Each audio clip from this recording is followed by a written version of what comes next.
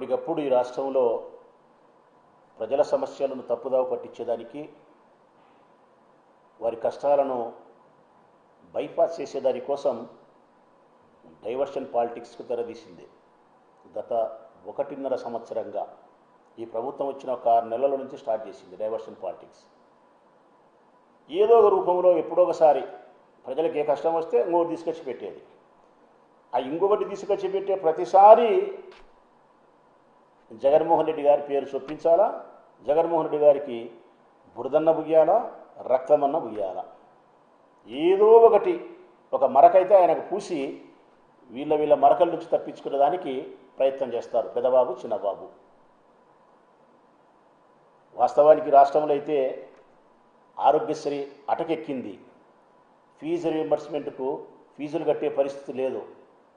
రైతుల బాధలు వర్ణనాతీతం. ఉద్యోగస్తులకు నొప్పులు, నిరుద్యోగులకు నిట్టూర్పులు, మహిళలది అసలుకైతే చెప్పడానికి కలిగిదానంత పెదవీరుపు మాటలు.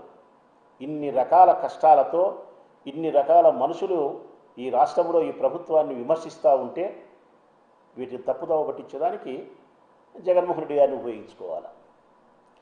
ఇప్పుడు లేటెస్ట్గా కొత్తగా తీసుకొచ్చినారు ఈరోజు వాళ్ళ ఎమ్మెల్సీలతోనూ వాళ్ళ మంత్రులతోనూ సోషల్ మీడియాతోనూ చంద్రబాబు నాయుడు గారి యొక్క పల్లకీని మోసే డోలీలు ఎవరైతే ఉంటారో వాళ్ళతో మొదలుపెట్టినారు సోషల్ మీడియాలో. అందుకు ఏంది వాళ్ళు ఈరోజు తీసుకొచ్చినదంటే ఆశ్చర్యం కలిగేది. అసలు ఇంత అసహ్యకరమైన రాజకీయాలు చేస్తారా, ఇంత బురదల్లే ప్రయత్నంలో ఎంత నీచానికైనా దిగజారిపోతారా అనిపిస్తుంది.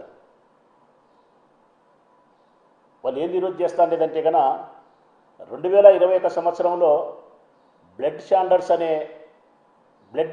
అనే ఒక పుస్తకం రాసినాడు ప్రముఖ సీనియర్ జర్నలిస్ట్ ఉడుమల సుధాకర్ రెడ్డి. ఎర్రచందనానికి సంబంధించి రాసినాడు బ్లడ్ షాండర్స్ అని చెప్పి.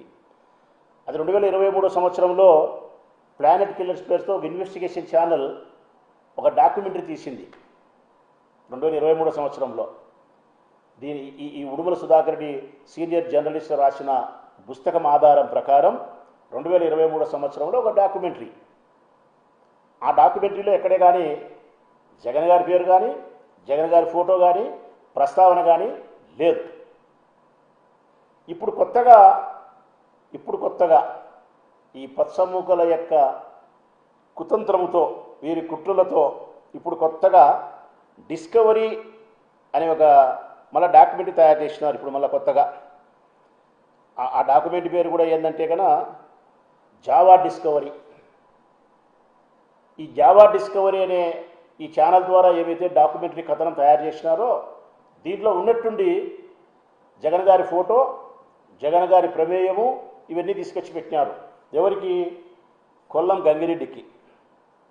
గంగిరెడ్డి ఎర్రచందన స్మగ్లర్ ఎవరైతే ఉన్నారో కొల్లం గంగిరెడ్డి, ఆయనకు జగన్మోహన్ రెడ్డి గారికి కనెక్షన్ కుదురుస్తూ వేరే ఫోటోలు తీసుకొచ్చి మార్ఫింగ్ చేసి ఈ కథనంలో ఈ డాక్యుమెంట్లో పెట్టి ఇప్పుడు మళ్ళీ ఒక స్టేట్మెంట్ వాళ్ళ ఎమ్మెల్యేలతోనూ వాళ్ళ ఎమ్మెల్సీతోనూ మెన్షన్ ఏమని, ఒక గొడ్డలి పార్టీ, ఒక మాఫియా పార్టీ, ఒక ఎర్రచందనం పార్టీ, జగన్మోహన్ రెడ్డి క్రిమినలు, ఇష్టం వచ్చినట్టు మాట్లాడుతున్నారు. వాస్తవానికైతే నిజానికి మేము మాట్లాడాల్సి వస్తే కనుక తెలుగుదేశం పార్టీ ఒక వెన్నుపోటు పార్టీ, ఒక మోసాల మేనిఫెస్టో, అది ఒక అబద్ధాల పథకాల పార్టీ. పెదబాబేమో 420, చిన్నబాబేమో రెడ్ బుక్ రాజ్యాంగానికి అధ్యక్షుడు. వీళ్ళు మాట్లాడేది మాత్రం ప్రతిరోజు నీతి మాటలే మాట్లాడతారు. ప్రతిరోజు జగన్మోహన్ రెడ్డి గారిని ఈ రాష్ట్ర ప్రజల హృదయాలలో బలహీనపరిచే ప్రయత్నం చేస్తారు.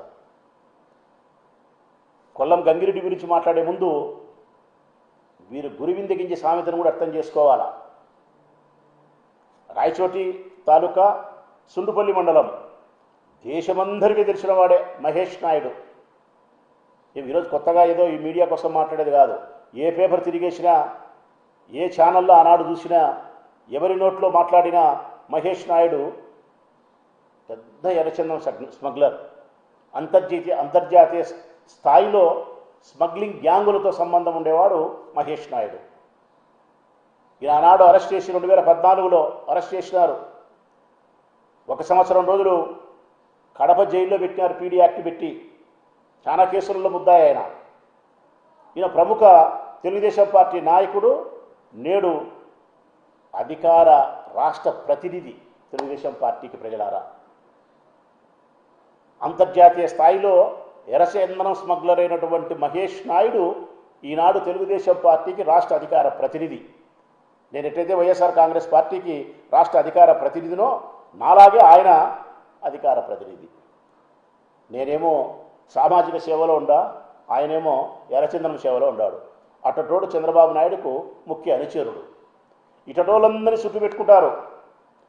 స్టాంపులు, నకిలీ స్టాంపులు తయారు చేసే వాళ్ళని పెట్టుకుంటారు. ఇంకా చాలా స్మగ్లింగ్ చేసే వాళ్ళని పెట్టుకుంటాడు చంద్రబాబు నాయుడు. ఎన్నో హత్యలు చేసే వాళ్ళని పక్కన పెట్టుకుంటారు. వాళ్ళ గురించి మాట్లాడరు. అసలు కొల్లం గంగిరెడ్డికి జగన్మోహన్ రెడ్డి గారికి ఏమి సంబంధం ఉంది? రాజారెడ్డి కాలం నాటి మనిషి కొల్లం గంగిరెడ్డి. రాజశేఖర రెడ్డి కాలం నాటికి సమాప్తమైన మనిషి. 20 సంవత్సరాలుగా అతను రాజకీయాలకు కానీ, కడప జిల్లాలో కానీ, ప్రజలకు కానీ ఎవరికి పరిచయం లేని వ్యక్తి. పరిచయమే లేదు. ఆ రాజంపేట ఏరియాలో ఉండే వాళ్ళకి మాత్రమే తెలుసు తప్ప కడప జిల్లాలో ఎవరికి కొల్లం గంగిరెడ్డి తెలియదు. 20 సంవత్సరాలు అయింది. చాలా సంవత్సరాలు అతను జైల్లో కూడా ఉన్నాడు. మాకు మా పార్టీకి ఏమాత్రం సంబంధం లేని వాడు. జగన్మోహన్ రెడ్డి రాజకీయాల్లోకి వచ్చినప్పటి నుంచి మేము ఉండాం. నేను ఏ రోజు చూడలే కొల్లం గంగిరెడ్డిని జగన్మోహన్ రెడ్డి గారి పార్టీలో కానీ, పార్టీ కార్యక్రమాలు కానీ, ఆయన దగ్గర కానీ. వాళ్ళన్న బ్రహ్మానంద రెడ్డి ఒక రాజకీయ నాయకుడు, మా పార్టీలో కొనసాగినాడు. ఆయనకు మాకు సంబంధాలు ఉన్నాయి. ఆయన సోదరులతో మాకే సంబంధాలు లేవు. కానీ ఈ డిస్కవరీ ఈ దాంట్లో ఛానల్లో మాత్రం కథనం తీసుకొస్తారు. ఈ డాక్యుమెంటరీ కథనం మాత్రం తీసుకొచ్చి దాంట్లో జగన్ గారి ఫోటో పెట్టేది, కొల్లం గంగిరెడ్డి అనేది గొడ్డలి పార్టీ అనేది. మళ్ళీ ఆమె మాట్లాడుతుంది ఎమ్మెల్సీ వివేకానంద రెడ్డి హత్య కేసులో ప్రధాన నిందితుడు ఈ గంగిరెడ్డి అంట. ఈ గంగిరెడ్డి ఆ గంగిరెడ్డి ఒకటి కాదమ్మా అనే విషయం కూడా వీళ్ళకి తెలియదు. కడపలో నిన్న హత్య జరిగితే దస్తగిరి చనిపోతే ఆ దస్తగిరి ఈ దస్తగిరి ఒకటి మాట్లాడుతుంది ఇన్ఛార్జి మంత్రి. అంటే వీళ్ళ కళ్ళకు బయలు గమ్మినాయంగా ఎవరన్నా చచ్చిపో, ఎవరన్నా బతుకో, ఎవరన్నా నేరం చేయి, అది తీసుకొచ్చి గబక్కన జగన్మోహన్ రెడ్డి గారికి ప్యాచప్ చేయాలా. కడపలో దస్తగిరి చచ్చిపోతే పులిందుల దస్తగిరే. కొల్లం గంగిరెడ్డి అంటే ఈ ఎర్రగంగిరెడ్డి హత్య కేసులో, వివేకానంద కేసులో హత్యలో ఎర్రగంగిరెడ్డి అయితే ఆ ఎర్రగంగిరెడ్డి ఎర్రగంగిరెడ్డి. మీకు నాలెడ్జ్ లేదు. వాస్తవ రాజకీయ పరిస్థితులు అవగాహన లేదు. మీకుండేది ఒకటే, చంద్రబాబు నాయుడు చెప్పినాడు, పెదబాబు చిన్నబాబు చెప్పినాడు, ఏం జరిగినా తీసుకొచ్చి జగన్మోహన్ రెడ్డి గారికి లింకప్ చేసి ఇంత నోట్లు వేసుకొని మాట్లాడాలా.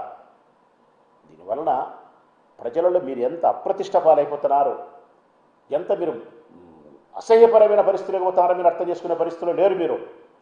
అసలు వాస్తవానికి నిజాయితీగా మాట్లాడాలంటే కదా ఒకసారి ఈనాడు పత్రికలు తిరగవేయండి ప్రజలారా. నేను తిరిగేసిన ఈనాడు పత్రికలు.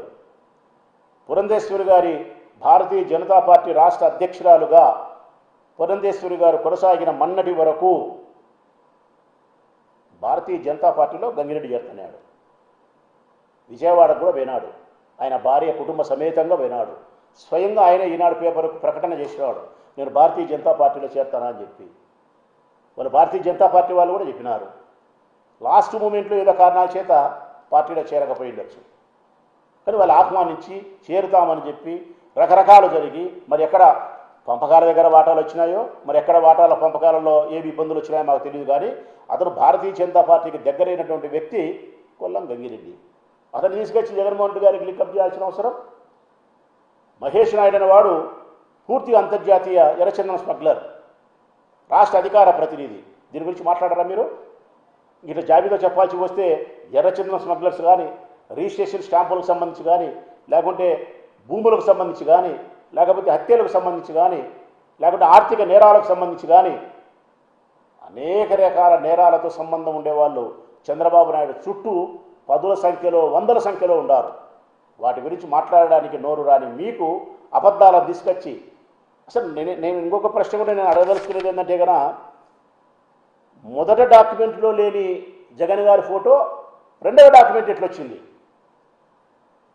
A senior journalist Udugula Sudhakar Reddy ఏ పుస్తకం అయితే రాసినాడో బ్లడ్ స్టాండర్డ్స్ అని చెప్పి, ఆ కథనం ప్రకారము మొదట తీసిన ప్లానెట్ కిల్లర్స్లో ఆ డాక్యుమెంటరీలో లేని జగన్ ఫోటో రెండవ డాక్యుమెంటరీలో మాత్రం జగన్ ఫోటో వచ్చింది. ఇది నేను రాయలేదు. నేను రాసిన బ్లడ్ స్టాండర్డ్స్ అనే కథనం ఏవైతే పుస్తకం రాసినానో ఆ పుస్తకములో జగన్ గారి ప్రస్తావన కానీ, జగన్ గారి ఫోటో కానీ, కొల్లం గంగిరెడ్డికి సంబంధించి కానీ, జగన్కి సంబంధించి కానీ నేను రాయలేదు. వీళ్ళు తప్పు చేసినారని చెప్పి ఆ జర్నలిస్టు ఏ రచయిత అయితే రాసినాడో ఉడుమల సుధాకర్ రెడ్డి, ఆయన లీగల్ నోటీసులు పంపించినాడు. లీగల్ నోటీసులు పంపించిన తర్వాత ఆయన ట్వీట్ చేసిన తర్వాత ప్రపంచానికి అర్థమైంది ఈ పచ్చముఖ ఎంత బరితెగించిపోతా ఉంది అని చెప్పి. ఈ పచ్చముఖ యొక్క కుట్రలు కుతంత్రాలు ఎంత అర్థరహితం అనేది సుస్పష్టమైపోతూ ఉంది. ఇది మేము ఆ ఉడుమల సుధాకర్ రెడ్డి సీనియర్ జర్నలిస్టే కాదు, మా పార్టీ వాళ్ళు కూడా నిర్ణయం తీసుకుంటారు. మా పార్టీ రాష్ట్ర అధ్యక్షుల వారి సలహా మేరకు నిర్ణయం తీసుకొని లీగల్గా మేము కూడా చర్యలకు ముందుకు పోవాల్సిన పరిస్థితి ఉంటుంది.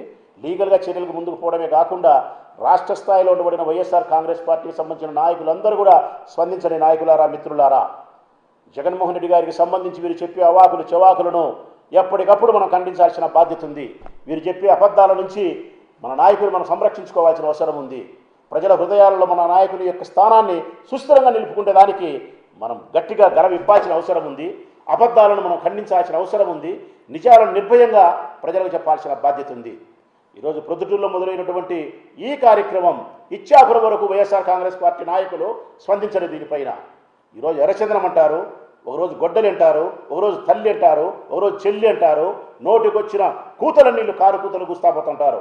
వీటిపైన మనం స్పందించాల్సిన అవసరం ఉంది. మన నాయకులు మనం సంరక్షించుకోవాల్సిన అవసరం ఉంది. ఇంకా అనేక రకాల 420కి సంబంధించినటువంటి అది నా దృష్టిలో అయితే కనుక 420 పార్టీ వెన్నుపోటు పార్టీ, అది మోసాల పార్టీ, అబద్ధాల పార్టీ, వాడుకొని వదిలేసే పార్టీ, అది రెడ్ బుక్ రాజ్యాంగాన్ని అమలుపరిచే పార్టీ. ఇంత బలహీనమైన పార్టీని ఈ రాష్ట్రంలో కాదు ఈ దేశంలోనే మనం ఎప్పుడు కూడా చూసి ఉండం. ఇంత డైవర్షన్ పాలిటిక్సా? ఓ రోజు లడ్డు అంటారు, ఓ రోజు వరదలు అంటారు, ఓ రోజు ఇంకొకటి అంటారు. ఎప్పటికప్పుడు ఏదో ఒకటి తీసుకొచ్చేది డైవర్షన్ పాలిటిక్స్లో మీరు ఎస్కేప్ అయ్యే ప్రయత్నం చేస్తున్నారు. నిజంగా మేము అడుగుతూ ఉన్నాం, ఈ రాష్ట్రంలో ఆరోగ్యశ్రీ ఉందా మిత్రులారా? ఆరోగ్యశ్రీ ఉందా? ఆరోగ్యశ్రీ అటకెక్కించినారు. ఈరోజు ఎవరైనా పేదవానికి ఇబ్బంది జరిగితే సొంత డబ్బులు ఉంటే ఆసుపత్రికి పోవాలా, లేకపోతే ఇంట్లో మూలగాలబడి చావాలి. ఆరోగ్యశ్రీకి సృష్టికర్త రాజశేఖర్ రెడ్డి. దానికి మరింత ప్రాణం పోసి ఈ రాష్ట్ర ప్రజలందరికీ కూడా ఆరోగ్యశ్రీ అంటే అమృత భాండారం అని అందించినవాడు జగన్మోహన్ రెడ్డి. అమృత భాండారం అని అందించినవాడు, ఆరోగ్యశ్రీని పుట్టించినవాడు రాజశేఖర్ రెడ్డి. సృష్టికర్త రాజశేఖర్ రెడ్డి అయితే ఆ ఆరోగ్యశ్రీని అమృత భాండారం చేసింది జగన్మోహన్ రెడ్డి. ఈరోజు మీరు విషపు కుండ చేసినారు, దాన్ని అటకెక్కించినారు. పేదవాళ్ళ యొక్క ప్రాణాలతో చెలగాట మారుతుంది ఈ ప్రభుత్వం. ఫీజు రియంబర్స్మెంట్ అద్భుతమైనటువంటి పథకాన్ని రాజశేఖర్ రెడ్డి తీసుకొచ్చినాడు. దానికి మరిన్ని మెరుగులు దిద్ది ఈ రాష్ట్రంలో బడుగు బలహీన పేదరిక వర్గాలన్నిటికీ పెద్దపీట వేసినాడు చదువుకు జగన్మోహన్ రెడ్డి. మీరు 4,000 కోట్ల బకాయిలు పెట్టి ఈరోజు ఫీజులు కట్టలేక పిల్లలు ఇంటికి పంపిస్తా అంటే మాకు సంబంధం లేదు, మీరే ఫీజులు కట్టుకొని చెప్పే ధైర్యమైన పరిస్థితులకి ఈ ప్రభుత్వం వచ్చింది. ఉద్యోగస్తులు ధర్నాలు చేస్తున్నారు రోడ్లెక్కి, నిరుద్యోగులు నిట్టూర్పులు, మహిళలు ఆక్రందనలు, రైతులు అస్తవ్యస్తమైన వారి జీవితం, అస్తవ్యస్తమైపోయింది రైతుల జీవితం. ఇన్ని కష్టాల మధ్య, ఇన్ని ఇబ్బందుల మధ్య ఈ రాష్ట్రం కొట్టుమిడుతూ ఉంటే వాటి మీద దృష్టి పెట్టాల్సినటువంటి ఈ రాష్ట్ర ప్రభుత్వం చంద్రబాబు నాయుడు గారు వాటి మీద దృష్టి పెట్టారు.